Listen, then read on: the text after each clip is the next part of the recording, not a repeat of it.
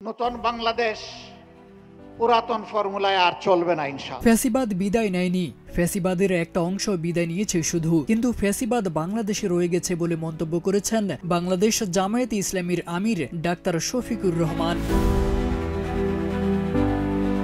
জামায়াতের আমির বলেন, দুইবার আমরা স্বাধীন হলেও সত্যিকারের স্বাধীনতার স্বাদ পাইনি। এদেশের উর্বর মাটি, বিস্তৃত জলসীমা, বিপুল সম্পদ থাকা সত্ত্বেও আমরা বিশ্বের বুকে মাথা উঁচু করে দাঁড়াতে পারিনি। বিগত সময়ে যারা রাষ্ট্র ক্ষমতায় ছিল তারাও এটি স্বীকার করেন। তাহলে এত সম্পদ থাকা সত্ত্বেও আমরা বিশ্বের বুকে মাথা উঁচু করে দাঁড়াতে পারলাম না কেন? সকল দলই যখন ক্ষমতার বাইরে থাকে তখন কেন এই কথা বলে যে আমরা জনগণ স্বাধীনতার সুফল ভোগ করতে পারিনি? অর্থাৎ ক্ষমতার বাইরে যখন একটা দল থাকে, সেই দলও কোনো দল এই বাংলাদেশ শাসন করেছে। একতার মাধ্যমে তারা স্বীকার করে নিয়েছে তারাও জনগণকে স্বাধীনতার সুফল এনে দিতে পারে নাই। বিপুল পরিমাণ রক্ত আর জীবন দিয়ে 24-এ যে পরিবর্তন এসেছে, মানুষ আশা করেছিল ফ্যাসিবাদ চিরদিনের জন্য বাংলার জমিন থেকে খতম হয়ে যাবে, বিদায় নেবে।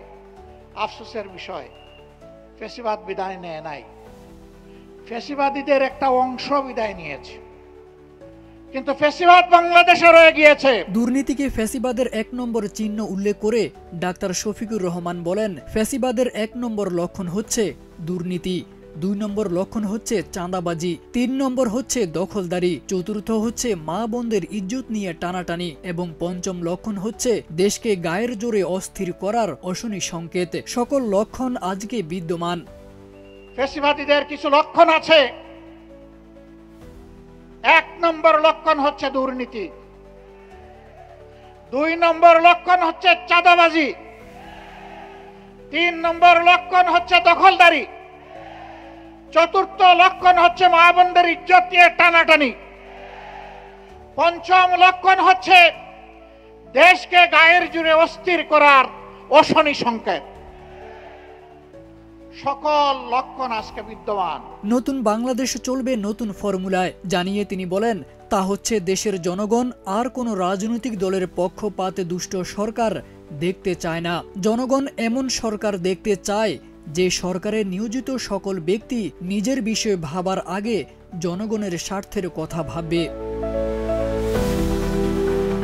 28শে নভেম্বর রাজধানীর ভাসানটেকের বিআরপি মাঠে ঢাকা 17 আসন আয়োজিত যুব ছাত্র নাগরিক গণসমাবেশে প্রধান অতিথির বক্তব্যে জামায়াতের আমির এসব কথা বলেন। জামায়াতের ঢাকা 17 আসনের সংসদ সদস্য প্রার্থী ডাক্তার এস.এম. খালিদুজ্জামানের উদ্যোগে আয়োজিত হয় বিশাল এই গণসমাবেশ।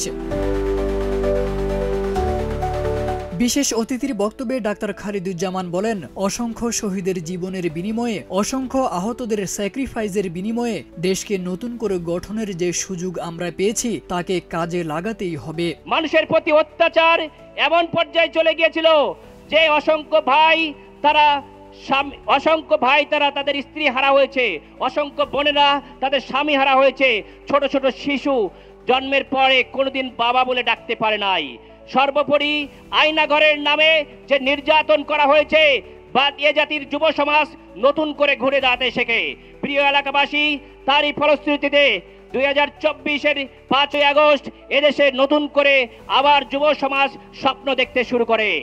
এই স্বপ্ন অসংখ্য শহীদের বিনিময়ে, এই স্বপ্ন অসংখ্য মানুষের হাত পা জীবনের স্যাক্রিফাইসের মাধ্যমে।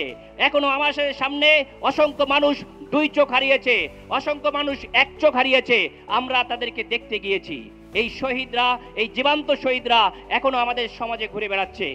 প্রিয় দেশবাসী, প্রিয় জাতি, আপনাদেরকে বলতে চাই, তারা যে আমাদেরকে এই সুযোগ করে দিয়েছে দেশ গড়ার, এই সুযোগ আপনারা কি হাতছাড়া করবেন নাকি এগিয়ে যাবেন? আমাদেরকে এগিয়ে যেতেই হবে।